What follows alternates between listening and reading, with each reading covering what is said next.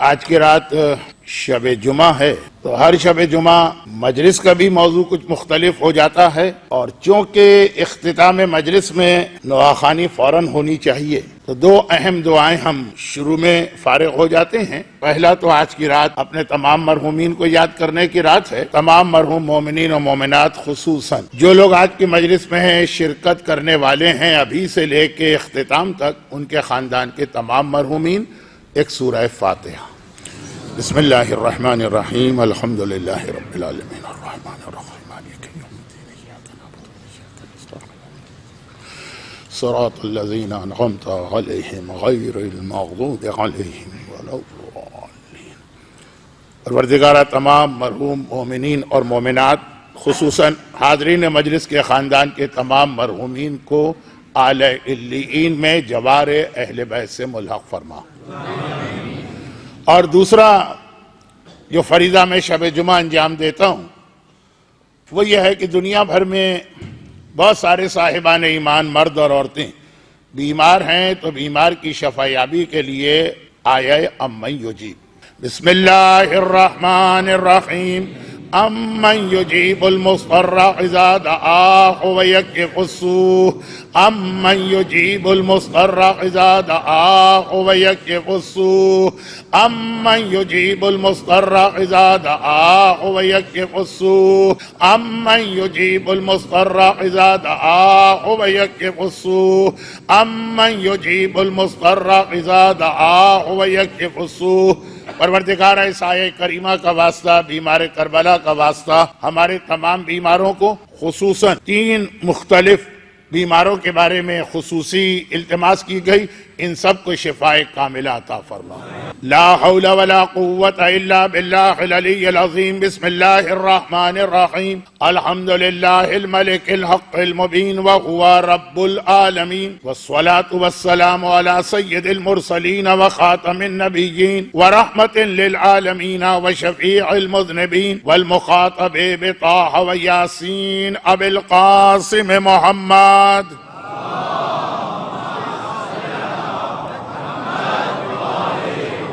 وآلہ الطیبین الطاہرین المعصومین المظلومین المنتجبین المیامین الذین اذهب اللہ عنہم الرجس وطہرہم تطہیرا۔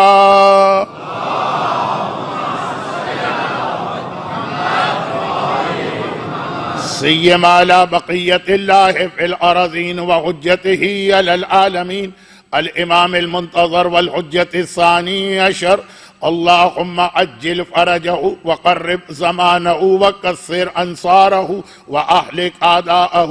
اما بعد فقد قال اللہ عز وجل فی کتابہ المبین وفرقانہ المتین وقرآنہ المجید وقولہ الحق۔ بسم اللہ الرحمن الرحیم، اللہ الصمد، وقال یا ایہا الذین آمنوا ان تنصروا اللہ ینصرکم ویثبت اقدامکم۔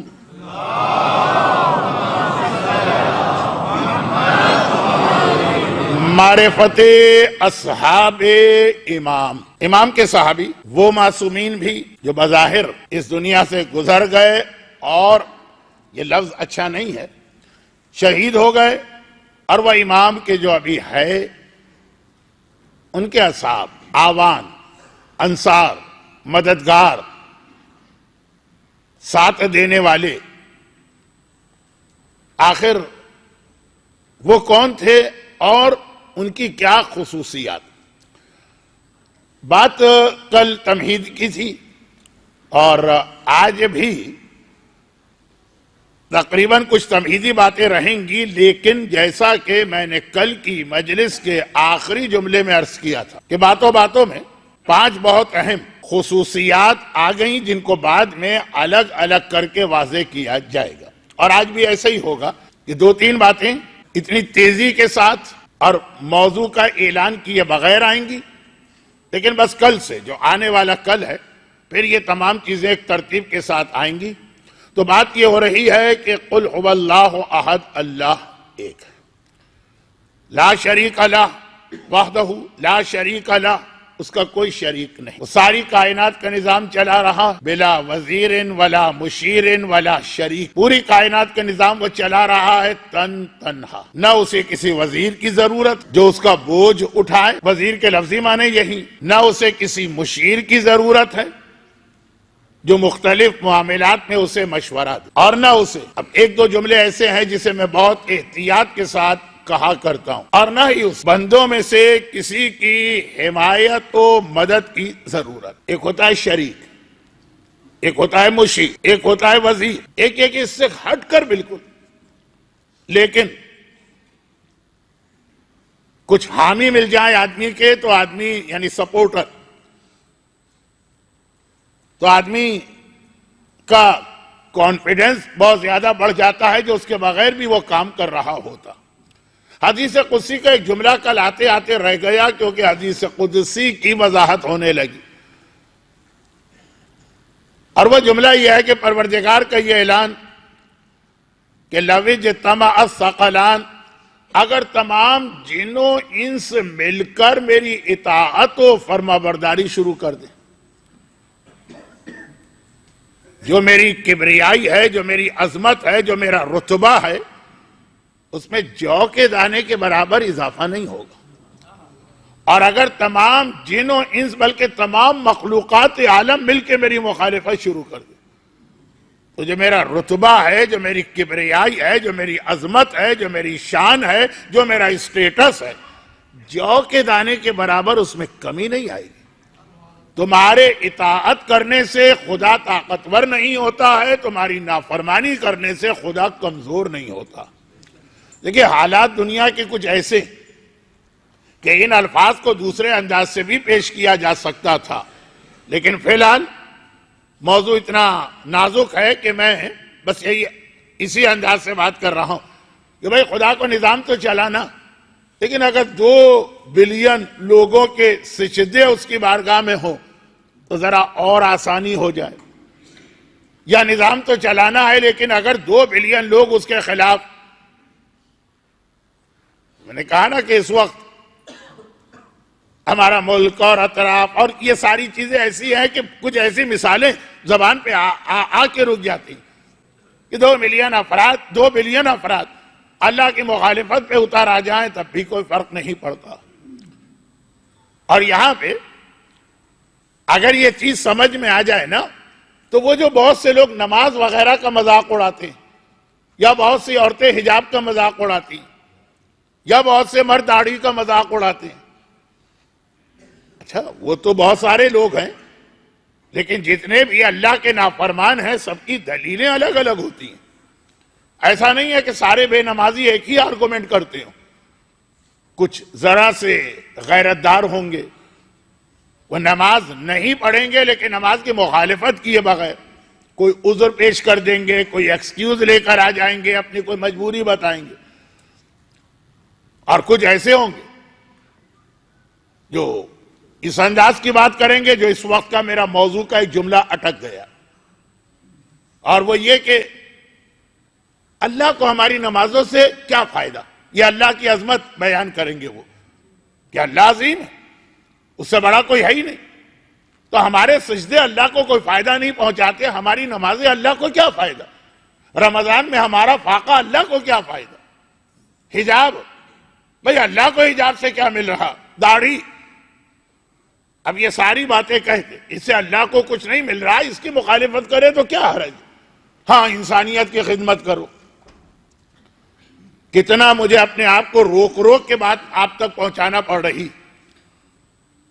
اور یہ وہ چیز ہے جو اس حدیث قدسی میں پہلے سے آ گئی کہ آج اگر تمام انسان مل کے یہ طے کر لیں کہ آج سے اللہ کی ہر بات ہمیں ماننا، کہیں پر بھی مخالفت نہیں ہوگی، تب بھی اللہ کو کوئی فائدہ نہیں. اور ساری عورتیں بے حجاب ہو جائے، سارے مرد داڑھی شیو کر لیں تو اللہ کا کوئی نقصان نہیں. اگر یہ چیز سمجھ میں آ جائے اس کے بعد کا جملہ کہ ہر عبادت جو ہم کرتے ہیں وہ ہمیں اس کا فائدہ ہوتا، اور ہر گناہ جو کرتے ہیں ہمیں اس کا نقصان ہوتا. مولا سے منسوب ایک جملہ ہے، پتہ نہیں ہے روایت معتبر ہے کہ معتبر نہیں، کہ مولا نے جو یہ ارشاد فرمایا لیکن اس قسم کا کلام اپنے لیے نہیں ہوتا ہے، چاہے لفظ اپنے لیے استعمال کیا جائے، اپنے لیے نہیں ہوتا ہے جب معصوم کی زبان پر آئے۔ اور وہ یہی نہ کہ آج تک میں نے کسی کے حق میں کوئی نیکی نہیں کی اور آج تک میں نے کسی کو کوئی نقصان نہیں پہنچایا، تو اگلا جملہ تو معصوم کے لیے بھی سمجھ میں آ رہا ہے، لیکن پہلا اور پھر وضاحت کی مولا نے، تو چاہے یہ کلام مولا کا نہ ہو، حدیث ضعیف ہو یا غلط ہو، یہ بھی ہر بار مجھے بتانا پڑتا ہے کہ یہ دو الگ الگ کیٹیگریز ہیں حدیث کی۔ حدیث ضعیف ہونا الگ چیز ہے، حدیث غلط ہونا الگ ہے۔ ہمارے یہاں لوگ اس کو مکس اپ کر دیتے ہیں۔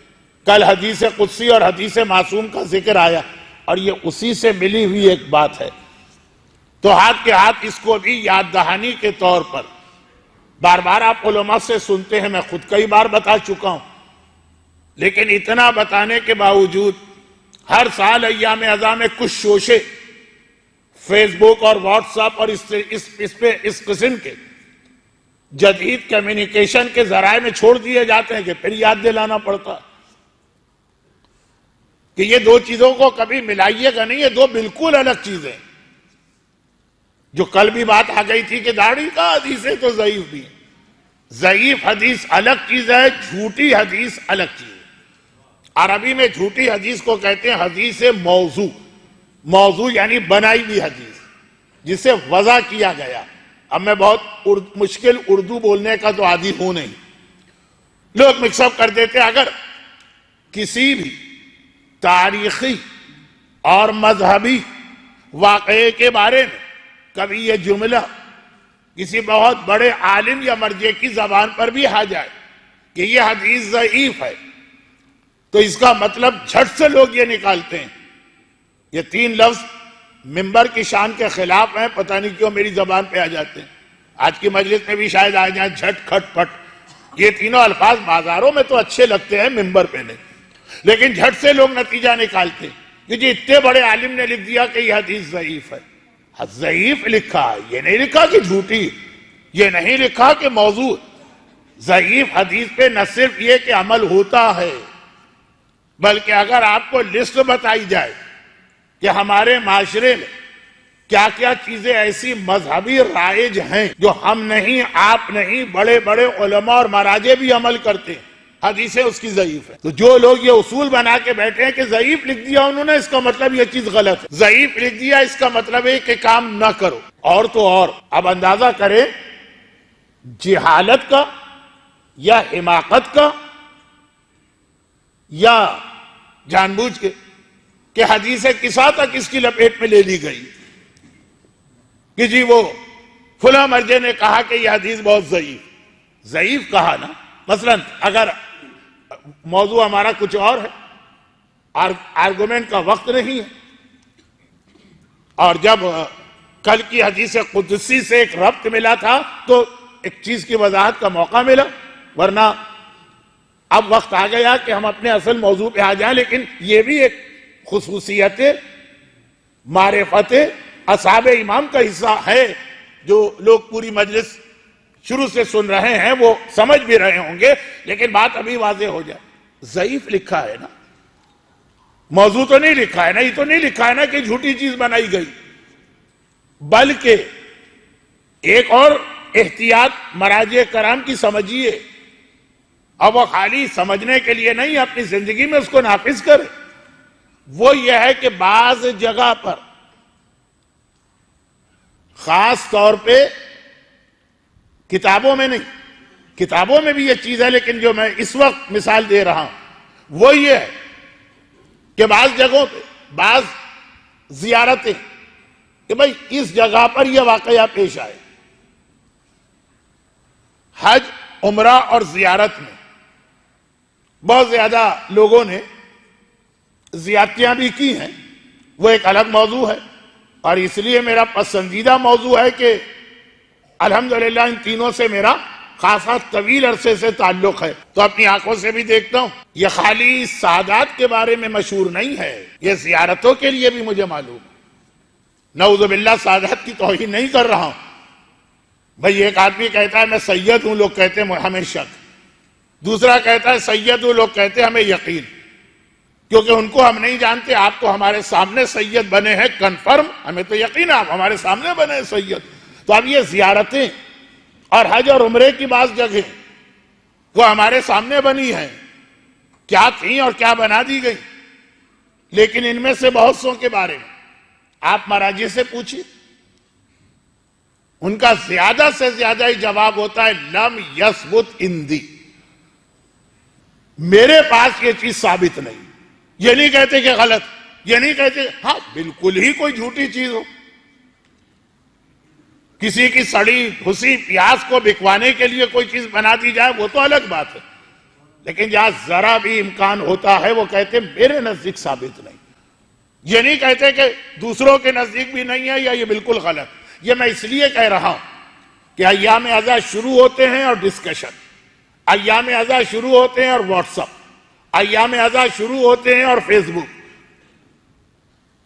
اور ویسے ہی لوگ آج کی دنیا میں اپنے دنیاوی حالات سے اتنا پریشان، اور اس کے اندر پھر یہ مذہب کے حوالے سے بھی بہت سارے ایشو لے کے جو لوگوں کی نیتیں خراب ہیں وہ تو میری بات سنیں گے بھی نہیں، جو عام لوگ بیچارے ہیں ان کے لیے مراجع کرام یا اسلام کا ایک اصول جو اتفاقاً میری زبان پہ آ گیا لیکن چونکہ اہم تھا کہ حدیث ضعیف ہے یہ الگ جملہ ہے، حدیث جھوٹی ہے یہ الگ جملہ، اور آج کل اس کو مکس اپ کیا جا رہا۔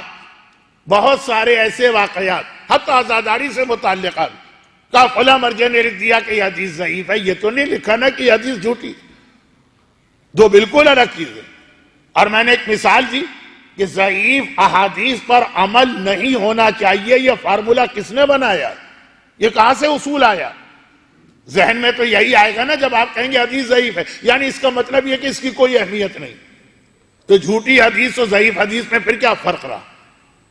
کوئی تو فرق ہے نا، کہ کہا گیا یہ جھوٹی ہے وہ ضعیف ہے، کہ ضعیف حدیث پہ عمل ہوتا ہے، اور ضعیف حدیث کو غلط کہنا بھی غلط ہے۔ اور اتنی ساری چیزیں ہمارے معاشرے میں ضعیف حدیث کی بنیاد پر رائج ہیں کہ اگر میں خالی اس کی لسٹ بنا دوں پھر مجھ کو ایک لفظ کی وضاحت کرنا ہوگی۔ ہمارے معاشرے میں رائج ہیں، ہمارے معاشرے سے مراد عام آدمی نہیں، علماء، مجتہدین، مراجع، حجت الاسلام، آیت اللہ العظمیٰ کے عمل میں ضعیف حدیثوں پہ اتنی چیزیں رائج ہیں، کیونکہ ضعیف حدیث بھی حدیث ہے۔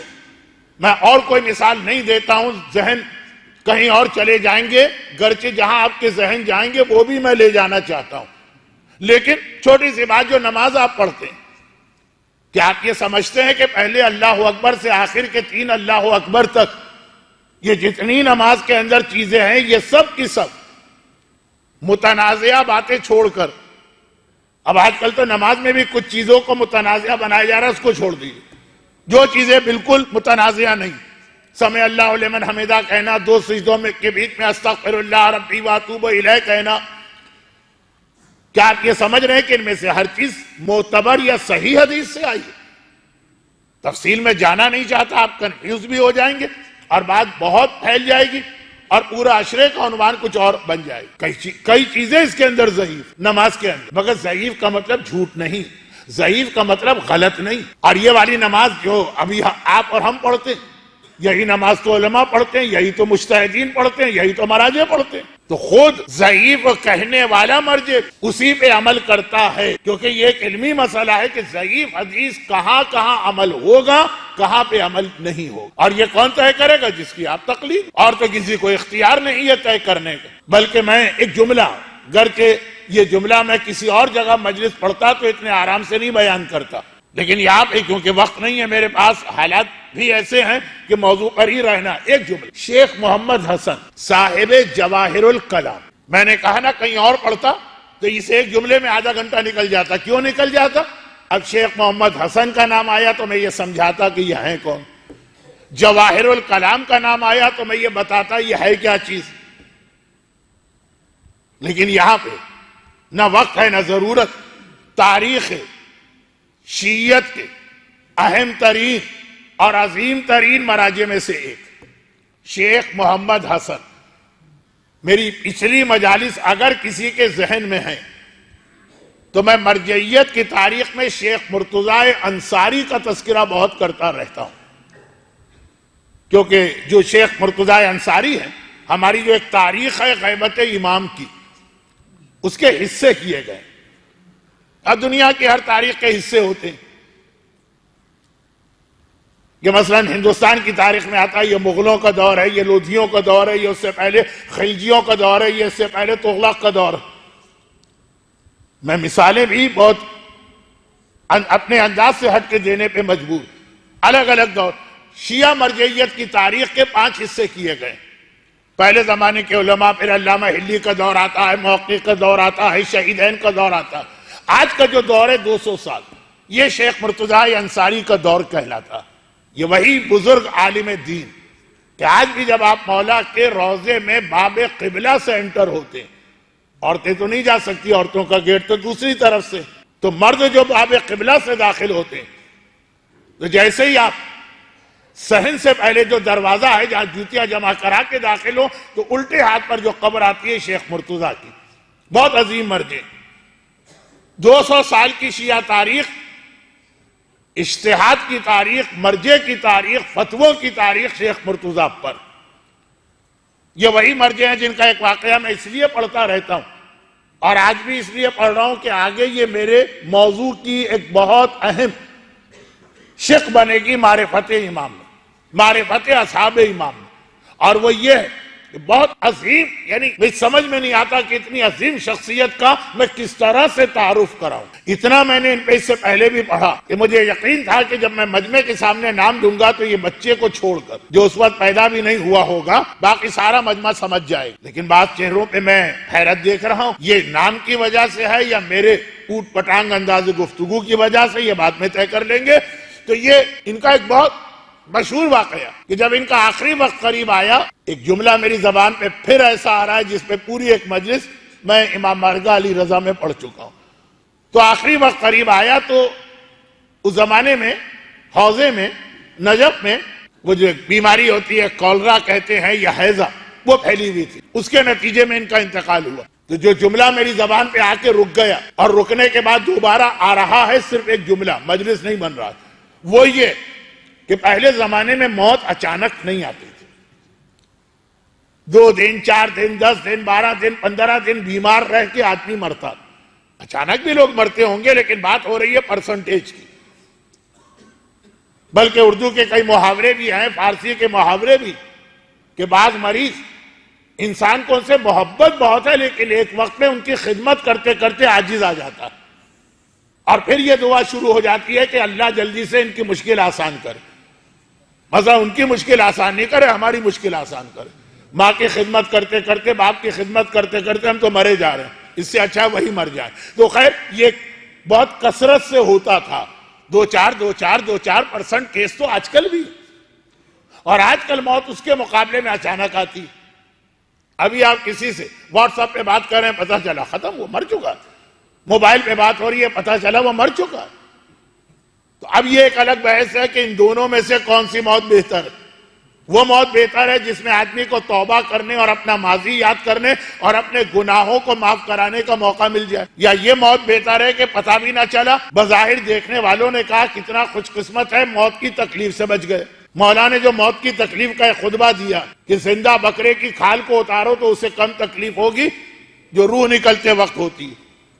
بات بھی سمجھ میں آنے والی، روح جب نکلتی ہے تو اچانک اب نکلا کرتی ہوگی تو ہوگی، اچانک تو نہیں نکلتی۔ پیر کے ناخن سے روح نکلنا شروع ہوتی ہے، مجھے بھی پتا ہے ناخن میں روح نہیں، تبھی تو مردار کے ناخن کو پاک مانا گیا، لیکن سٹارٹ وہاں سے ہوتا۔ اور پیروں سے نکلی تو گھٹنوں پہ رکی، اور گھٹنوں سے رکی تو رانوں پہ رکی، اور رانوں سے نکلی تو پیٹ میں رکی، اور پیٹ سے نکلی تو سینے میں رکی، اور سینے سے نکلی تو اذا بلغت التراقی، جب تمہاری جان کھنچ کے گردن تک آ جائے گی، سورہ قیامت کی آیت۔ تو سینے سے نکلی تو حلق میں رکی، حلق سے نکلی تو معلوم ہے دماغ میں رکی، پھر نکلی، اور ہر دفعہ اتنی تکلیف کہ جیسے زندہ بکرے کی کھال اتاری جا رہی، یا کسی پرندے کو سیخ میں لگا کے زندہ آگ پر بھونا جا رہا، یہ معصوم کے جملے، یہ صادق حسن کے جملے نہیں ہیں، یہ امام صادق کے جملے ہیں، روایتوں میں بہت تفصیل کے ساتھ۔ میں زیر لگانا بھول گیا، ورنہ آپ میرا اندازہ ہے کہ سلوات دلیل اس بات کی ہے کہ آپ سمجھے کہ میں نے چھٹے امام کا نام لیا۔ امام صادق کے جملے ہیں، ہر امام صادق مولا کا خطبہ، اور چھٹے امام کے بھی یہ جملے۔ تو فرماتے ہیں کہ اتنی تکلیف ہر سیکنڈ کیوں؟ جب آپ یہ حدیث سنتے ہیں کہ غسل میت دیتے وقت میت کو بہت آرام سے الٹنا پلٹنا، حتیٰ پانی تک اس پہ بہت ہی آرام سے ڈالنا، کیونکہ تم پانی ڈالتے ہو، پانی یہ پانی، میت چیختی ہے آہستہ آہستہ، میری روح نکلی تھی، ہر رگ کو کاٹا، ہر ہڈی کو توڑا، ہر جوڑ کو زخمی کیا ہے، میں سر سے پیر تک زخموں سے چور ہوں، پانی بھی مجھے تکلیف دے رہا ہے، آہستہ آہستہ ڈالو، تو یہ روح نکلنے کا مرحلہ۔ یہ الگ بات ہے، یہ الگ بات کہ اتنا سا خطبہ 4 لائنوں کا، اور لوگوں نے سنا بھی تو مولا کی زبان سے، غش کھانے لگے، بے ہوش ہونے لگے۔ وہ جو نہج البلاغہ کا خطبہ حمام ہے کہ حمام تو پورا خطبہ سن بھی نہ سکے، چیخ مار کے گرے اور مر گئے، وہ کیفیت مسجد کوفہ میں لوگوں کی ہونے لگی تھی۔ ابھی صرف مولا نے 4 جملے بیان کیے اور لوگوں کی عجیب حالت۔ تو مولا نے اس وقت خطبہ وہاں روک کر ایک جملہ اور کہا، فرمایا وَأَنَّ مَا بَعْدَ الْمَوْتِ أَشَدُّ مِنَ الْمَوْتِ، یہ تو میں موت کی تکلیف بتا رہا ہوں، اور مرنے کے بعد کے جو مرحلے ہیں وہ تو اس سے بھی زیادہ سخت ہیں۔ یہ تو نرم والے مسئلے بتائے جا رہے ہیں کہ آگ میں زندہ ڈال کے بھونا جا رہا، اور زندہ آدمی کی کھال اتاری جا رہی، اور ہر رگ اور ہر جوڑ اور ہر ہڈی ٹوٹ رہی، اور ان کے نکلنے کے ایک مرتبہ تکلیف نہیں کہ بھئی ایک بار یہ تکلیف ہے تو گزر جائیں گے، جسم کے ہر حصے سے نکلتے وقت۔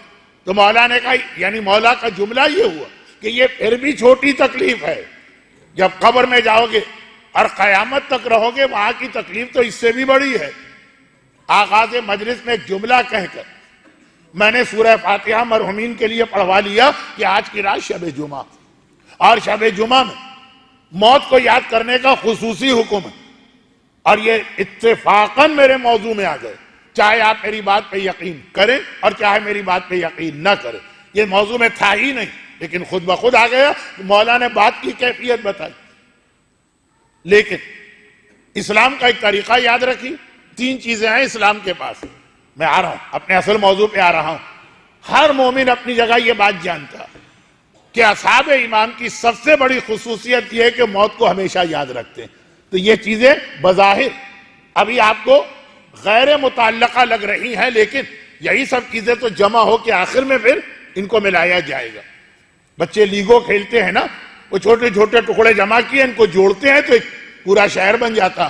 یہ جوڑا جائے گا جب تو پورا عشرہ بن جائے گا، لیکن فی الحال وہ لیگو یا جگسا پزل کے پہلے مرحلے سے گزریے۔ تو اسلام ہمیشہ 3 چیزیں بتاتا ہے ہر مسئلے کے بارے میں۔ پہلے تو یہ بتاتا ہے کہ مسئلہ ہے کیا، یہ اسلام کا طریقہ ہے، جو آج کی پوری میڈیکل سائنس کا طریقہ۔ تبھی تو امام نے فرمایا العلم علمان، علم الادیان و علم الابدان۔ دنیا میں جتنے علم ہیں ان کی 2 ہی قسمیں، یا دین کا علم یا بدن کا علم۔ تو جب بدن کے حوالے سے آپ چیزیں سمجھتے ہیں نا ڈاکٹر کے ہاں جا کر، وہ پہلے دین نے بتائی ہیں، اور وہی چیزیں دین کے اوپر آپ نافذ کیجئے۔ پہلے مسئلہ بتاتا، ڈاکٹر ایکس رے دیکھے گا کہے گا اوہو افسوس، یہ کیا آپ زندگی بھر حماقت کرتے رہے، یہ دیکھیں اسموکنگ کے یہ سارے نقصان۔ وہ الٹرا ساؤنڈ دیکھے گا ایک مرتبہ روشنی میں، اوہو افسوس، وہ ساری بات کہے گا، یہ ہو گیا یہ ہو گیا یہ ہو گیا، کڈنی اس طرح سے اور لیور اس طرح سے، اور خیر میں کدھر چلا گیا۔ تو خلاصہ یہ کہ یہ اسلام کرتا ہے، پہلے بتاتا ہے کہ مسئلہ کیا، اس کے بعد پھر اسلام یہ بتاتا ہے کہ آخر یہ مسئلہ پیدا کیوں ہوا۔ ڈاکٹر جھٹ سے کہہ دے گا کہ آپ اسموکنگ کرتے تھے، مثالیں بہت ہیں لیکن وقت نہیں ہے۔ مجھے دیکھتے کہہ دیا آپ گلاب جامن بہت کھاتے ہوں گے، جب شوگر کا مرض شروع ہوا تھا۔ اچھا خیر، وہ تو میں پھر ذرا بہک رہا تھا، میں نے روکا اپنے آپ کو۔ تو خلاصہ یہ کہ پھر بتائے گا اس کی وجہ کیا، اور پھر اسلام بتائے گا کہ اب اس کی دوا کیا، علاج کیا۔ اسلام ہے نا، کوئی گھر کی بڑی بوڑھیاں تو ہے نہیں کہ کوسنے دے کے بیٹھ جائیں، مسئلہ بتایا جاتا ہے اس لیے تاکہ یہ دو مرحلوں تک ہم کو پہنچایا جائے. پہلے تو یہ بتایا جائے کہ مسئلہ پیدا کیوں ہوا، تاکہ ابھی جہاں پر تم ہو کم از کم یہیں پہ روک دو اس چیز کو، اور پھر اس کی دوا بتائی جائے گی کہ اب تک جو غلطی کرتی ہے اس کو کس طرح سے دور کرو. دو چیزیں ہیں نا، کہ ابھی جہاں پہ مسئلہ ہے، فرض کیجئے اس نے یہ بتایا کہ تم مال حرام کھاتے ہو، اس کے نتیجے کے اندر یہ عذاب قبر تو بات کی چیز ہے. عذاب دنیا کا عذاب بھی چھوٹا نہیں ہوتا ہے. جو آدمی کے گھر میں مصیبتیں اور پرابلم اور پریشانیاں آتی ہیں، جو امام کا ایک جملہ ہے، آج کی رات صرف وہ جملہ ہی عرض کروں گا. ابھی تک کتنی چیزیں میں نے کہہ دی کہ صرف ایک جملہ کہہ رہا ہوں، پھر وہ جملہ جو ہے وہ تو بڑھتے عربی کا جملہ بن گیا کہ درجن کے حساب سے باتیں ہوتی چلی گئیں. لیکن صرف یہ ایک جملہ کہا کہ لوگ ڈرتے ہیں قیامت کے پولیس سے رات سے، بال سے زیادہ باریک تلوار کی دھار سے زیادہ تیز، آنکھ سے زیادہ گر. وہ تو بات کی چیز ہے، تم دنیا میں بھی پولیس سے رات سے گزر رہے. یہ دوسری بات ہے کہ تمہیں اندازہ ہی نہیں ہے تم پولیس سے رات سے گزر رہے. تمہارا دین، تمہاری روح زخمی ہو رہی، تم بار بار جہنم کی جانب پھسل رہے. تو یہ دنیا جو ہے اس کا عذاب سب سے بڑا ہے. آج کی رات ایک جملہ اور ٹانک دوں یہاں پہ، شب جمعہ ہے تو آج کی رات دعا کی رات بھی ہے. تو یہ ساری چیزوں کا ایک حل تو دعا، وہ صرف یاد دہانی، آگے میں گیا نہیں کہ کون سے مسئلے کے لیے کون سی دعا. تو یہ امام نے فرمایا کہ عذاب دنیا، کوڑے پڑنے سے زیادہ کی تکلیف دنیا میں اگر آپ کے گھر میں غربت و فاقہ اور کوئی ایسی بیماری آ جائے. تو اب میں زیادہ واضح مثالیں نہیں دینا چاہتا، پڑھا لکھا مجمع ہے، بہت دور سے آیا ہے، وقت پہ بات ختم کرنا، ان کا ٹائم ویسٹ نہ ہو. کہا یہ عذاب، تو اب پہلے تو اسلام بتائے گا کہ ہے کیا عذاب. آپ کو خود نہیں پتا، ایکس رے رپورٹ آئے گی تو آپ کو پتا چلے گا اوہو معاملہ آخری اسٹیج پہ پہنچ چکا. الٹرا ساؤنڈ کی رپورٹ آئے گی، سی ٹی اسکین ہوگا، ایم آر آئی ہوگا، تو آپ کو پتا چلے گا کینسر کے آخری اسٹیج پہ میرا جوان بیٹا. اس سے پہلے اسلام بتا رہا کہ مسئلہ کیا. اور اب جو مسئلہ ہے تو دو مرحلے. پہلے یہ کہ جہاں تک ہے کم از کم اب اس کو یہاں تک روکو، اس سے زیادہ نہ ہونے پائے، اس سے زیادہ نہ بڑھنے پائے. پہلی دوا یا پہلا ٹریٹمنٹ تو ہے جہاں پہ ہے یہاں پہ روک دیا جائے. اور اس کے بعد تو کب رکے گا؟ جب پتا چلے یہ مسئلہ ہے کیوں. جیسا میں اکثر مثال دیتا ہوں کہ بھائی اگر مجھے بتا دے ڈاکٹر کہ دیکھیے یہ آپ کا کڈنی آدھا خراب ہو چکا ہے، گیا ختم. کیونکہ آپ شوگر بہت کھاتے ہیں اور آپ نمک بہت کھاتے ہیں، فلاں چیز. تو پہلا مرحلہ ہے کہ جو گیا خراب ہو گیا اس کو چھوڑو، جو بچا ہوا ہے اس کو یہاں پہ روکو. آج سے یہ چیزیں بند، آج سے بے حجابی بند، آج سے داڑھی کا شیو کرنا بند، آج سے نمازیں قضا کرنا بند، یہ بچے سنیں آج سے میوزک بند، آج سے گانے بجانے بند، تاکہ جتنا ہے اب اس سے زیادہ خراب نہ ہو. یہ بالکل عقلی باتیں ہیں جو بدن کے اعتبار سے ہر آدمی سمجھتا بھی ہے، عمل بھی کرتا ہے. ڈاکٹر بتاتا ہے تو آپ عمل بھی کرتے ہیں، اپنی پسندیدہ ترین چیز اسی لمحے چھوڑ دیتے ہیں کہ بھائی اب جتنی خرابی ہو گئی پہلے تو یہ اس کو بڑھنے نہ دو. اور اس کے بعد پھر یہ ہے کہ یہ دیکھو کہ یہ خرابی جو ہو گئی ہے اب تک اس کا بھی کوئی علاج ہے کہ نہیں، کوئی دوا، کوئی سرجری، کوئی آپریشن، کوئی ٹرانسپلانٹ. دو الگ مرحلے. یہ اسلام تین چیزیں. عذاب بتاتا ہے کیوں، خالی اس لیے نہیں کہ آپ کو ڈرا ڈرا کے گھر بھیج دے. پھر بتائے گا کہ یہ عذاب کیوں آتا ہے تاکہ وہ چیز تم روکو. ابھی جتنا عذاب نامہ اعمال میں لکھا ہے 40 سال کی نمازوں کا، یہ 50 سال کی نہ ہونے پائیں. اور پھر تیسرے مرحلے میں جو 40 سال کا ہے عذاب وہ بھی کیسے ختم کیا جائے. جسے آج کل ڈاکٹرز کبھی کبھار کہہ دیتے ہیں کہ ہاں بھائی کڈنی خراب ہو گیا لیکن یہ ریورس ہو سکتا ہے، یعنی خراب کڈنی بھی ٹھیک ہو سکتا ہے فلاں دوا سے یا فلاں طریقے سے. تو میں کڈنی کو زیادہ کر بیٹھا. خلاصہ کہ اسلام جب یہ عذاب بتا رہا ہے کہ آنکھ میں زندہ ڈال کے جلانا اور آنکھ میں چکی چلانا اور کھال کا اتارنا، اور پھر مولا کہے کہ اسی پہ غش کھا رہے اور اسی پہ بے ہوش ہو رہے اور اسی عذاب کو سن کے مر رہے. ان ما بعد الموت اشد من الموت. موت کے بعد کا مرحلہ تو اس سے بھی زیادہ سخت مرحلہ. موت کا مرحلہ تو 1 منٹ، 5 منٹ، 10 منٹ، 15 دن. جو کچھ مریض ہوتے ہیں کہ جان اٹکی ہوئی ہے نا، ثم لا يموت فیہا ولا یحیا، قرآن کی آیت عید کی نماز میں پڑھی جاتی کہ ایسا عذاب خدا ہے کہ آدمی نہ مرتا ہے نہ زندہ ہوتا، لا یموت، نہ مر رہا، ولا یحیا، نہ زندہ ہو رہا. تو وہ والی کیفیت کچھ مریض ہوتے ہیں 15 دن، 20 دن، کتنے دن. اس کے بعد تو مرحلہ ختم. مولا نے کہا کہاں ختم؟ اب تو قبر میں جاؤ گے نا. قبر میں قیامت کے دن سور پھونکا جانے تک وہ جو عذاب آئے گا وہ اس سے بھی بڑا عذاب. تو خالی اب یہ تو عذاب بتائے کہ لوگ یہ نہ سمجھے کہ یہ 1 لمحے کا مرحلہ، 1 لمحے کا مرحلہ ہے، بس ایک بار گزر گئے اس سے پھر تو آسانی نہیں. اس کے بعد بھی اس سے زیادہ سخت عذاب بھی ہے اور اس سے زیادہ طویل عذاب بھی ہے. کیونکہ جتنے دن آپ قبر میں رہیں گے وہ ساری مدت. اور یاد رکھیے کہ آخری ایک گناہگار جو مرے گا اسے بھی قبر میں کم سے کم 70 سال تو ملیں گے عذاب کے. کن معنوں میں نے کہا جب حکومت امام قائم ہو جائے گی پھر تو گناہ ختم ہو جائیں گے. پھر جو لوگ مریں گے وہ پاک و پاکیزہ اور نیک لوگ مریں گے. لیکن کم سے کم تو حکومت امام کی 70 سال ہے نا، 700 سال ہے، 7000 سال ہے، 70000 سال ہے. وہ بحثوں کا وقت نہیں. ایک جملہ یہاں پہ اور ٹانک دوں، اور وہ یہ ہے کہ آج کی رات زمانے کے امام کو بھی یاد کرنے کی رات.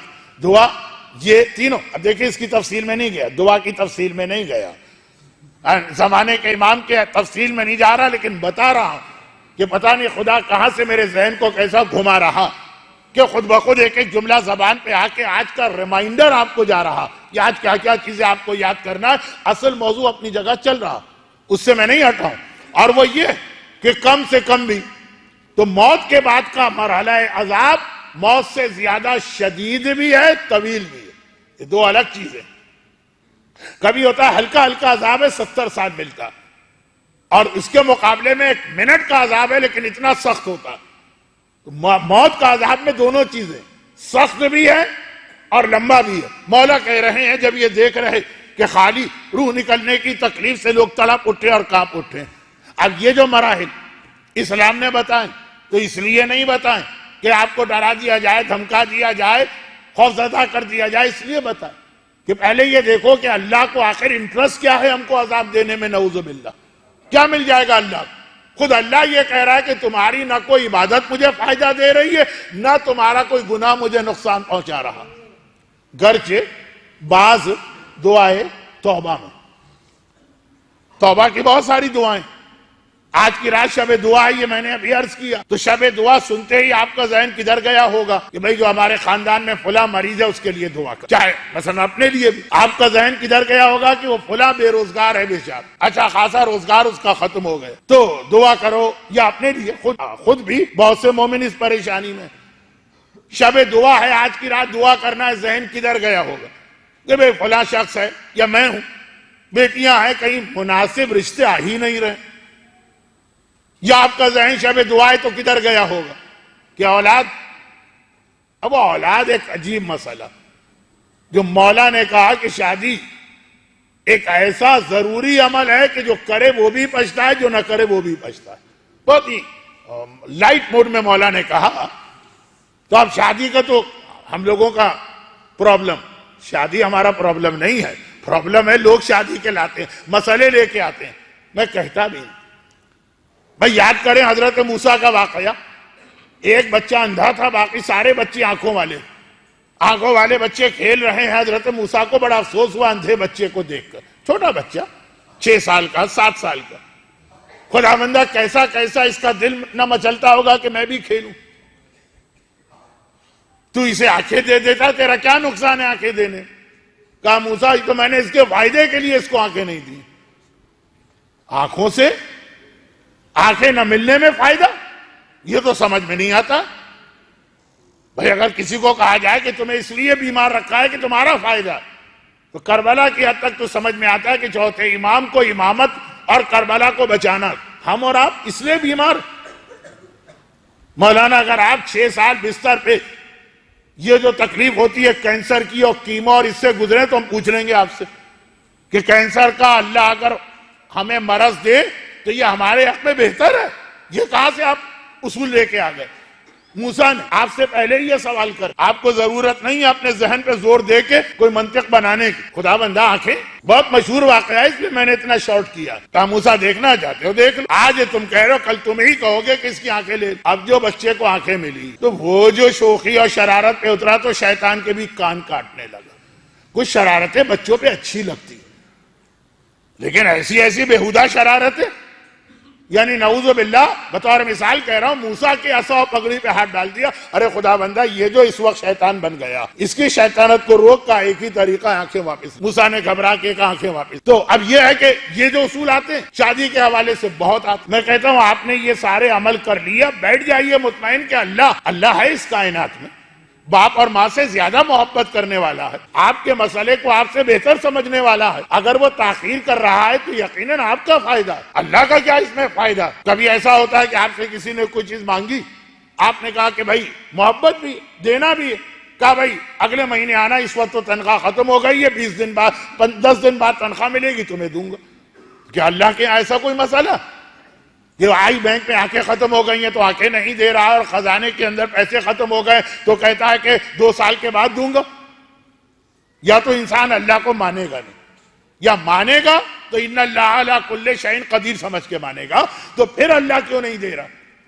یہ بھی تو کبھی سوچا کریں. دعا دعا دعا دعا. اہمیت بھی اتنی بتائی گئی ہے کہ ان الذین لا یستکبرون عن عبادتی سیدخلون جہنم داخرین.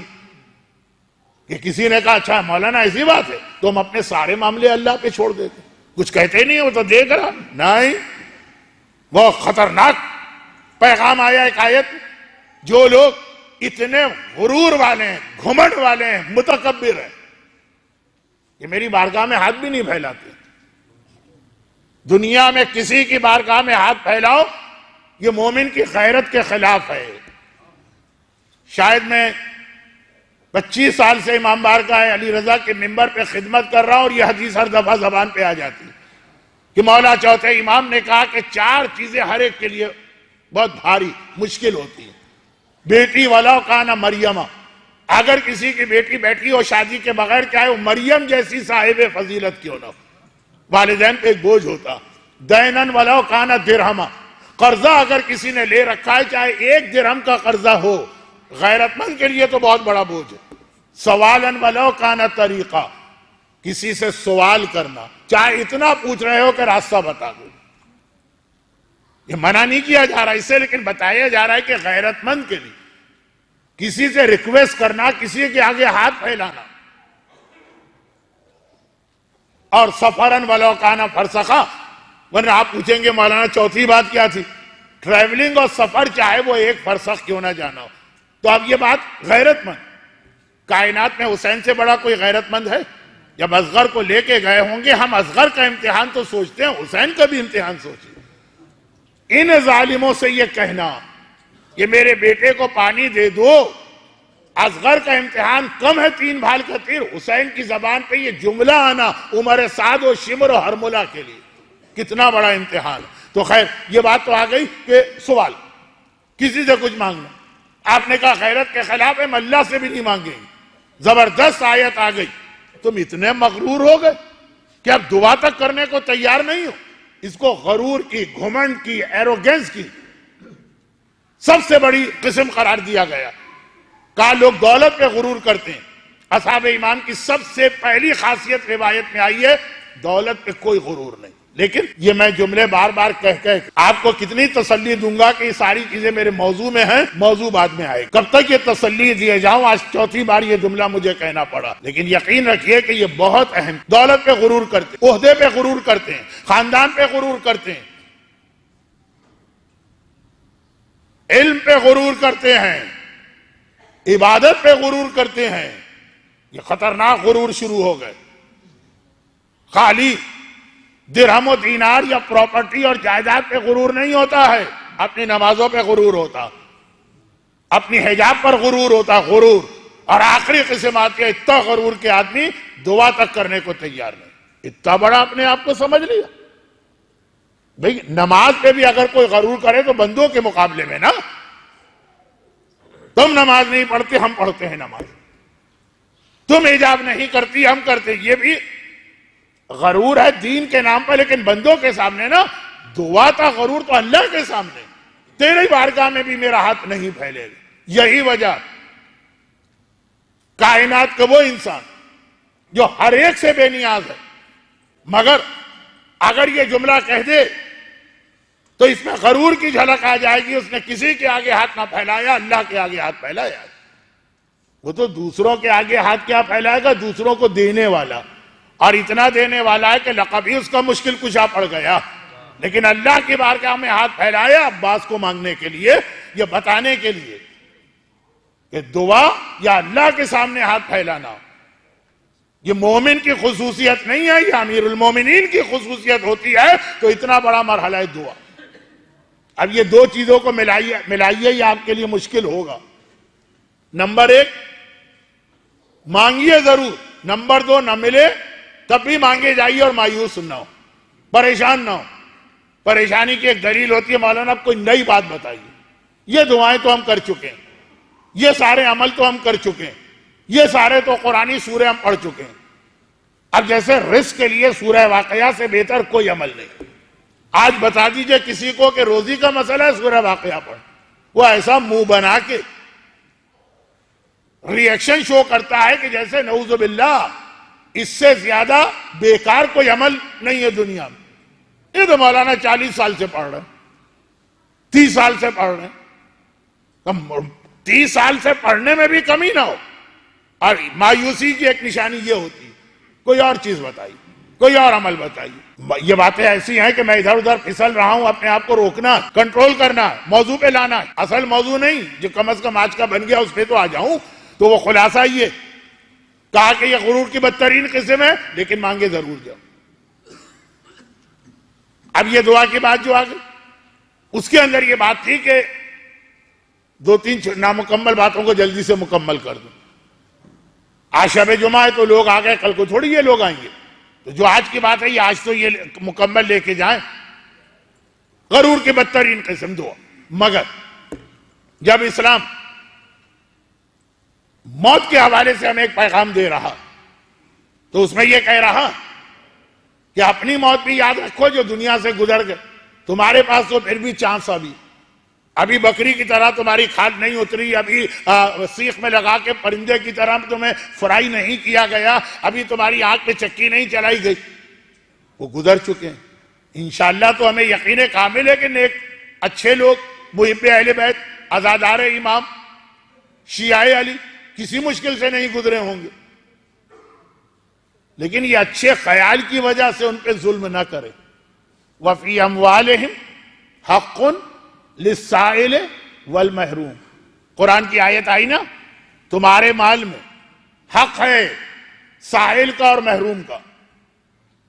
قرآن نے کہا تمہارا مال ہے نا، تمہارا نہیں، اس میں حق ہے ان کا۔ ایک تو آپ نے ان کی مدد کر دی، اپنا مال سمجھ، ان کا حق ہے جو تم ان کو دے رہے ہو۔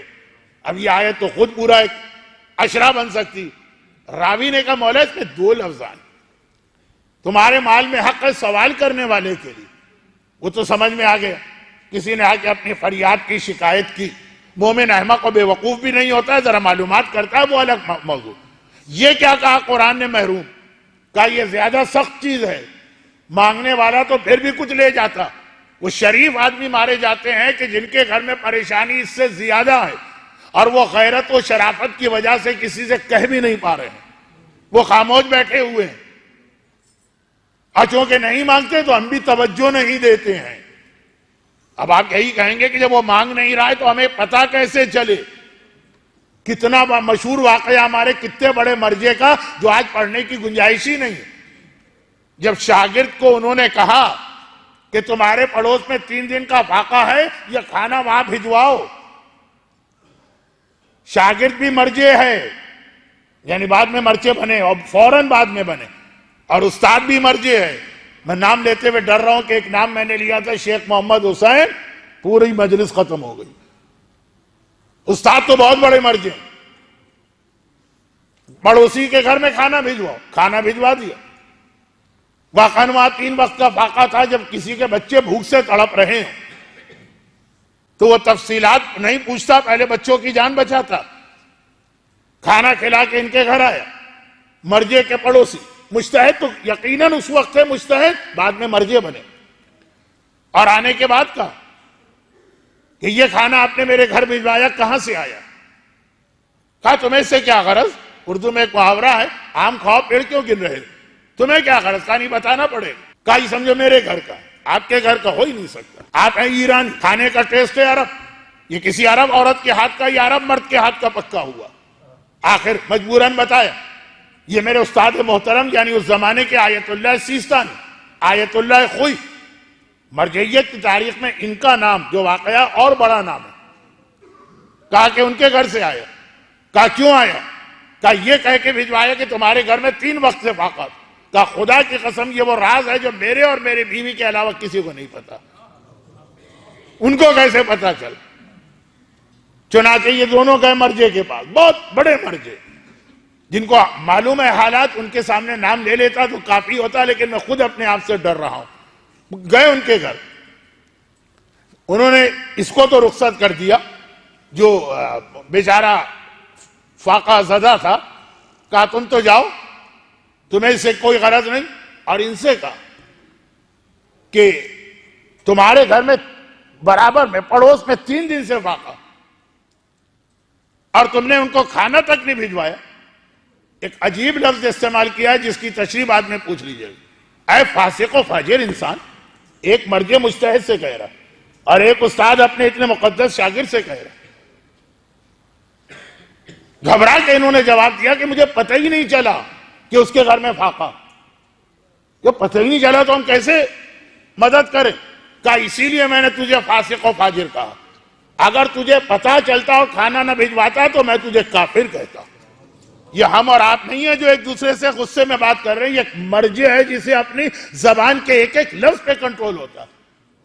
کیوں پتہ نہیں چلا جب تمہارے پڑوس میں وہ رہ رہا؟ تمہارے خاندان میں جو افراد ہیں کیا انہی کی مدد کی جائے گی جو مانگنے کے عادی ہو گئے، یا ان میں کوئی اچھا بھی ہوگا حالات سے مجبور ہو رہا؟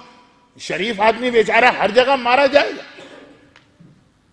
یعنی ہر مومن کی ذمہ داری ہے کل والی حدیث آج والی حدیث سے ملا کے۔ چوتھے امام کی شہادت کی تاریخیں ابھی گزرے ہوئے 10 دن بھی نہیں ہوئے۔ کہا میرے بیٹے، یا بنیا، اے میرے بیٹے، جو رشتہ دار کا حق ادا نہیں کرتا نہ اس سے دوستی کرنا، نہ اس کے ساتھ سفر اختیار کرنا، کیونکہ میں نے قرآن میں 3 جگہ اس پر لعنت پائی ہے۔ جو لعنت کا حقدار اس کے برابر بیٹھو گے تو جب عذاب آئے گا تم بھی لپیٹ میں آ جاؤ گے۔ اور کل پڑوسی کی جبرائیل والی حدیث قدسی، کہا کہ آدمی اپنے پڑوس اور رشتہ داروں کے اتنے حالات اس کو معلوم ہونا چاہیے ان کے کہے بغیر۔ یہ امام نے کہا اب سنو، تم نے پوچھا نا کہ قرآن نے 2 الگ الگ لفظ کیوں استعمال کیے، سائل اور محروم۔ سائل وہ، اب یہ اس میں آج کل کے پروفیشنل فقیر نہیں، واقعاً خاندان میں اچھے، شریف، معزز، غیرت مند، حالات ایسے ہیں کہ اس کو آپ سے مانگنا پڑا۔ مولا نے کہا یہ بھی ایک بہت عجیب حدیث ہے، آج کی تو ساری حدیثیں نامکمل رہ رہی۔ مولا نے کہا آخری زمانے میں ذرا محتاط ہو کے بیٹھنا، پہلے زمانے والا حسن ظن نہیں چلے گا کہ ہر مانگنے والے کو دے دیا، وہ ایک الگ موضوع ہے، لیکن ایک بات ہو رہی ہے جس کے بارے میں پتا ہے اس نے آ کے مانگا تو کہا وہ تو لے گئے۔ اب یہ پروفیشنل شریف اچھا آپ کے خاندان کا ایک حصہ، لیکن ایک بیچارہ ایسا ہے جو اتنا غیرت مند ہے کہ وہ بھی اسی طرح سے آپ کے پڑوس یا خاندان میں ہے، لیکن وہ بیچارہ مانگ نہیں پا رہا، وہ تو محروم رہے گا نا۔ اس کو قرآن نے کہا محروم۔ عذاب و ثواب کے لیے بھی اگر آپ نے یہ فارمولہ بنا لیا، جو لوگ میری پوری زندگی کی محنتوں پہ پانی پھیر دیتے ہیں، پوری زندگی کی محنتوں پر، مولانا کیا میری زندگی بھر کی محنتیں کیا ہیں؟ کھلی کھلی بات کر لوں، جن کو مجلس میں آنا ہے وہ آئیں گے، جن کو سننا ہے وہ سنیں گے، جنہیں ثواب کے لیے بیٹھنا ہے وہ بیٹھیں گے، جنہیں نہیں آنا ہے نہیں آئیں گے۔ پوری زندگی کی محنتیں عذاب، اس لیے نہیں کہ مجھے مزہ آتا ہے عذاب سنا کے، اس لیے کہ اس کا سلوشن بتا کے مزہ آتا ہے، اتنے مومنین کی مدد ہو جائے، ان کے مرنے والوں کی مدد ہو جائے، شاید اللہ تھوڑا سا ثواب اس وجہ سے مجھے دے دے۔ لیکن لوگ کہتے ہیں کہ مولانا آپ جو یہ عذاب بتا رہے ہیں یہ ہمارے مرنے والے پہ نہیں آئے گا۔ وہ جو جملے میں نے کہے وہ حق بھی، وہ علی کا شیعہ، وہ اہل بیت کا ماننے والا، وہ ظاہر ہے، وہ کربلا کی زیارتیں کر کے آیا ہے، وہ ماتمی ہے، وہ عزادار۔ میں یہی بات اتنی تفصیل سے جو ابھی میں نے آپ کے سامنے کی کہنا پڑتی کہ اس حسن ظن میں کہیں یہ نہ ہو کہ یہ بیچارہ مار کھا جائے۔ اگر میری تقریر اب تک ذہن میں ہے تو یہ بات سمجھ میں آ جائے گی، اور اگر اب تک کی تقریر ذہن میں نہیں تو اس کا مطلب یہ ہے کہ آپ کو میرے موضوع سے کوئی دلچسپی نہیں ہے، تو اس کو بھی چھوڑ دیجئے۔ لیکن بچے بیٹھے ہیں، ذرا ان کو سمجھا دوں، یہ بڑے شوق سے سن رہے ہیں، اور وہ یہ کہ شرابی مر گیا اور ہمیں پتا ہے کہ شرابی، ہم نے کہا بھائی اس کے لیے تو کوئی نیکی کا کام کرو، نمازیں اور معافی مانگو، یہ گناہگار تھا، پتہ نہیں کیا عذاب ہو۔ بے نمازی مر گیا، بڑے بیٹے نے کہا کہ میں اپنے باپ کی قضا نماز پڑھتا ہوں، چھوٹے نے کہا میں بھی کچھ حصہ بٹاتا ہوں، بیٹیوں نے کہا ہم بھی آگے بڑھتے ہیں۔ خمس نہ دینے والا مر گیا، تمام اولادوں نے کہا کہ اگرچہ ہم پہ واجب نہیں ہے لیکن بابا کا تھوڑا تھوڑا خمس دیں گے تاکہ وہ گناہ سے، تاکہ وہ عذاب سے بچ جائے۔ اور ایک نیک بظاہر ٹھیک ٹھاک آدمی مر گیا، گناہ تو اس نے بھی کوئی نہ کوئی کیا ہوا، اور اگر اس پر عذاب آ گیا، معلوم ہے شرابی تو عذاب سے بچ گیا، کیونکہ زندگی میں شراب پیتا رہا، مرنے کے بعد گھر والوں نے سوچا کہ اس پہ عذاب آئے گا، معاف کرا دو۔ معلوم ہوا کہ نماز نہ پڑھنے والا تو عذاب سے بچ گیا، زندگی میں بے نمازی کے مزے لوٹے اور مرنے کے بعد گھر والے مدد کو آ گئے۔ معلوم ہوا دوسروں کا حق کھانے والا تو عذاب سے بچ گیا، زندگی میں بھائیوں کا اور بہنوں کا اور بزنس پارٹنر کا اور لوگوں کا لون لے کے ہضم کر گیا۔ لکڑ ہضم، پتھر ہضم سے طاقتور اس کا معدہ، اور مرنے کے بعد بھی بچ نکلا۔ وارثوں نے کہا جب کس کس کا ہے، کیا ہے، یا دے دو یا معافی مانگو۔ اور جو ایک بیچارہ نیک آدمی، ایک ٹھیک ٹھاک آدمی، اس نے کچھ گناہ کر دیے، وہ دنیا میں بھی ڈر ڈر کے زندگی گزارتا رہا، مرنے کے بعد بھی عذاب آئے۔ کیوں؟ بیٹے نے کہا اتنا نیک تھا ہمارا باپ، اس کو کیا ضرورت ہماری مدد۔ گھر والوں نے کہا بھائی اتنے نیک تھے یہ صاحب، ان کے لیے کیا ضرورت ہمیں مدد کرنے کی۔ تو آپ کا یہ نظریہ کہ ایسے نیک آدمی کے لیے کچھ نہ کرو، اور آپ کے حساب سے ساری قوم ہی اس لیے نیک ہے کہ سب علی کے شیعہ ہیں، تو بیچارے یہ سب تو مارے جائیں گے۔ ایک آدھ غلطی سوائے مثلا معصومین اور محفوظ عن الخطا کے اور کوئی غلط، اور کون ہے جس سے غلطی نہ ہوئی؟ تو یہ کتنی عجیب بات ہے کہ متقی پرہیزگار آدمی وہ اس لیے مار کھا رہا، یقیناً اللہ رحمت کا سلوک کرے گا، لیکن گھر والوں کی جانب سے اس لیے مار کھا رہا۔ آپ کے باپ فاقے کے عالم میں ہو، 2 وقت کا فاقہ نہیں، آپ کبھی ایک جملہ نہیں کہیں گے رازق اللہ ہے، اللہ کو دینا، ان کو روزی دے دے گا، میں اپنا پیسہ کیوں خرچ کروں؟ عذاب خدا میں آ جاتا ہے، اللہ ارحم الراحمین ہے، وہ ان پہ کیوں عذاب بھیجے گا؟ اللہ نے ان کے اوپر بیماری کا امتحان کیوں بھیجا دنیا میں؟ کیا وہ ارحم الراحمین اللہ دنیا میں ارحم الراحمین نہیں؟ اللہ نے ان پہ بے روزگاری کا عذاب دنیا میں کیوں بھیجا؟ تب تو آپ مدد کے لیے دوڑ کے گئے تھے، نہ آپ کو یہ یاد رہا تھا کہ یہ ارحم الراحمین خدا ہے، کبھی عذاب نہیں ڈال سکتا نیک بندوں پر، نہ یہ یاد رہا تھا یہ علی کا شیعہ ہے، علی کائنات کا نظام اس نے خدا چلا سکتے ہیں۔ اور لیکن جب وہ قبر کے اندر گئے یہ ساری چیزیں یاد آنے لگی۔ دنیا میں جس طرح بے روزگاری کا عذاب انسانوں پر آتا ہے، اسی طرح قبر میں گناہوں کا عذاب آتا۔ جب یہاں ارحم الراحمین خدا ہونے کے باوجود آپ کا جاب چھوٹ سکتا، تو قبر کے اندر بھی ارحم الراحمین کے باوجود انسان پہ عذاب آ سکتا ہے۔ یہ کچھ باتیں مجھے شب جمعہ کی وجہ سے کہنا پڑے۔ اور روایت کا جملہ کہ اصحاب امام کی ایک خصوصیت یہ کہ وہ کوئی گناہ نہ کرنے کے باوجود اتنا ڈریں گے اللہ سے اور اتنا روئیں گے خوف خدا میں کہ لگے گا کائنات میں ان سے بڑا گناہگار کوئی نہیں۔ گناہ نہ کرنے کے بعد ان کی یہ حالت ہے۔ معرفت اصحاب امام کریں۔ اگر میں معرفت امام پہ بات کر رہا ہوتا تو صحیفہ کاملہ کی وہ دعائیں سناتا کہ چوتھا امام عذاب خدا سے رو رہا، لیکن وہ ایک الگ موضوع، وہ معرفت امام اصحاب امام کی بات ہو رہی۔ دنیا کی ساری تکلیفیں نیک لوگوں پہ آتی ہیں، آپ کہتے ہیں اللہ ارحم الراحمین ہے، پھر بھی آ جاتی۔ مولا علی اپنے شیعہ کی مدد کیا خالی مرنے کے بعد کرتے ہیں کہ دنیا میں بھی کرتے ہیں؟ دنیا میں بھی کرتے ہیں، اس کے باوجود کہ آپ کے گھر میں مسائل نہیں آتے۔ نعوذ باللہ، آپ کے عقیدے کو ہلانا نہیں چاہتا ہوں، بتانا چاہتا ہوں کہ عقیدہ اور مشکلات یہ دونوں کو ساتھ لے کے چلیے، تبھی نیک اور شریف اور دیندار مرنے والے جن سے کبھی کوئی غلطی ہو گئی وہ بھی فائدہ پائیں گے۔ خالی شرابیوں کو فائدہ نہ پہنچائیے، خالی بے نمازیوں کو فائدہ نہ پہنچائیے، خالی بے حجاب عورتوں کو فائدہ نہ پہنچائیے، خالی دوسروں کا مال ہضم کرنے والوں کو فائدہ نہ پہنچائیے، خالی خمس روک لینے والوں کو فائدہ نہ پہنچائیے اپنے غلط نظریے کی وجہ سے کہ جی وہ انہوں نے گناہ کیا ان کی مدد کرو اور ان کی مدد نہ کرو۔ یہی وجہ ہے، یہ بھی ایک بہت اہم وجہ ہے کہ یہ لوگوں کے ذہن سے خیال نکال کے ان لوگوں کی مدد کرنا جو بیچارے پابند نماز ہے، کبھی نماز قضا ہو گئی ان سے، وہ زیادہ محتاج حقدار ہیں کہ ان پہ رحمت نازل ہو ہماری طرف سے بھی۔ اب یہ ہے نا کہ اللہ ارحم الراحمین تو ہے، اللہ دیکھتا ہے تم کیا کر رہے ہو، میری رحمت تو اپنی جگہ پہ وہ آئے گی، تم کیا کر رہے ہو۔ اور یہ بہت اہم پھر جملہ ٹک گیا جا کے ہمارے اصل موضوع سے، اصحاب امام کی یہ بہت اہم خصوصیت، وہ یہ نہیں دیکھتے کہ اللہ کیا کرے گا، دیکھتے پہلے ہم نے کیا کیا، جو تم کر سکتے ہو کرو، پھر اللہ کی طرف سے دیکھو باقی مدد آتی ہے۔ السعی منی والاتمام من اللہ، ختم بات۔ تو اب یہ چیز سبب بنی کہ ہمارے یہاں یہ رواج و دستور ہے، اور شرعی دستور ہے، دستور تو بہت سارے ہیں۔ کل کھارادر کا دستور چل رہا تھا کہ نامحرم بوڑھی عورت سر پہ ہاتھ پھیرے، نہیں شرعی۔ عالم کا بھی انتقال ہو تو ایصال ثواب کے لیے فاتحہ پڑھی جاتی ہے، مجتہد کا بھی انتقال ہو تو ایصال ثواب کی مجلس ہوتی ہے، مرجع کا بھی انتقال ہو تو ترحیم کے لیے کے حوالے سے درخواست آتی ہے، تاکہ تصور رہے کہ ہمارے خاندان میں باپ ماں کوئی نیک آدمی ہے، وہ بھی ہماری مدد کا محتاج ہے، نیکیوں کے باوجود کوئی غلطی تو ہو ہی جاتی ہے۔ بلکہ جو جملہ میں کہتے کہتے رکا اور رکنے کے بعد دوبارہ کہہ رہا ہوں، وہ یہ ہے کہ یہ بھی ایک وجہ ہے کہ امام معصوم چاہنے والوں سے کہتے ہمارے لیے دعا کرو۔ مولا ہم، یعنی یہ تصور ہم کو موت دے دے کہ ہم امام کے لیے دعا کریں۔ وہی چیز امام واضح کرنا چاہتے ہیں کہ جب تم کو یہ پیغام دیا جائے کہ امام کے لیے بھی دعا کرو، تو پھر وہ سارے غلط خیال دل سے نکل جائیں گے کہ جی وہ مرنے والا جو ہے وہ قبر میں گیا، اب ہمیں کیا ضرورت اس کے لیے کوئی قربانی دینے کی۔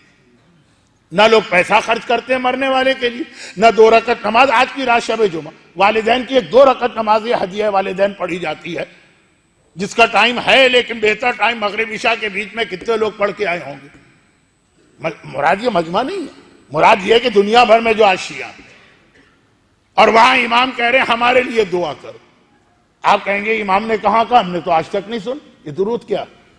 جا کے ترجمہ دیکھ لیجئے گا، کسی بھی زبان میں درود کا ترجمہ تو ہر کتاب میں ملے گا۔ وہ کیا؟ اے خدا رحمت بھیج رسول آل رسول، یہ دعا نہیں ہے کیا؟ ترحیم، اسی کو ترحیم کہتے ہیں۔ محتاج ہے ہماری رحمت کی دعا۔ اس کے بعد جب زیارت پر آپ جائیں گے، ایک روایت آپ کو سنائی جائے گی جو راوی کو کنفیوز کر گئی بعد میں۔ 10ویں امام سے ملاقات کے لیے گیا، مولا میں مدینے میں 10ویں امام ہے، مولا میں کربلا جا رہا ہوں، آپ کو خدا حافظ کہنے آیا۔ امام نے کہا میرے حق میں میرے دادا کے روضے میں قبے کے نیچے دعا کر۔ چلا گیا کربلا، جا کے دعا کے لیے ہاتھ اٹھانا چاہے، ساتھی نے کونی مار دی، یہ کیا کر رہے؟ تم یہ دعا کر رہے کہ خدا بندہ میرے 10ویں امام کی دعا میں پہنچا رہا ہوں، ان میں اور حسین میں فرق کیا ہے؟ دونوں ایک ہی نور کے ٹکڑے، تم ان کے لیے دعا کرو۔ اب وہ پورا واقعہ نہیں پڑھ رہا ہوں، ٹائم نہیں ہے، گھڑی کی سوئیاں میرے سامنے، لیکن بہت مشہور روایت ہے، مجھے یاد، جتنے قافلوں میں گیا سب جگہ یہ روایت پڑھی جاتی ہے، 10واں امام اپنے ماننے والوں سے کہہ رہا دعا کرو۔ سلسلہ ہے یہ، کیوں؟ اس لیے نہیں کہ امام محتاج ہے، 2 چیزیں اس میں۔ پہلی بات تو وہی ہے کہ جو تحفہ تم امام کو دو گے، امام کم سے کم 70,000 ٹائم بڑھا کر تمہیں واپس کر، یہ طریقہ، لیکن کم سے کم 70,000 گنا کر کے واپس کرتے۔ جو دعا تم نے دی اس لیے نہیں دی۔ بعض اوقات یہ بچے آتے ہیں میرے پاس، تم آپ سے کہہ نہیں رہا ہوں، اچھا وہ یہ ہے کہ چاکلیٹ لا کے دی، مولانا یہ ہماری طرف سے گفٹ لے لی۔